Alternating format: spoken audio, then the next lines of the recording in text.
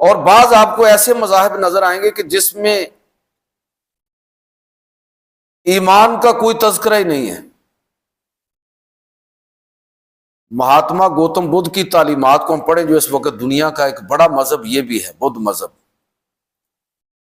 یہ نیپال کپل وستو، وہاں پر اس مذہب نے اور خود مہاتما گوتم بدھ نے جنم لیا۔ تعلیمات کا خلاصہ یہ ہے کہ وہ عمل کی طرف اس درجے آگے نکل گئے کہ اس میں وہ سمجھتے ہیں کہ جو کڑی تپسیا ہے، جو ریاضت ہے اور جو نروان ہے انسان کو حاصل ہوتا، یہ مہاتما گوتم بدھ کے ہاں بدھ مذہب کے اندر ایک خاص اصطلاح ہے نروان، جسے ترجمہ کر لے کہ ہمارے ہاں اس کے لیے لفظ استعمال ہوتا ہے فنا فی اللہ، یعنی کامیاب ہو گیا بندہ۔ تو وہ نروان کے حصول کے لیے عمل کی طرف اتنی توجہ ہے کہ ایمان کا کہیں ذکر ہی نہیں ملتا۔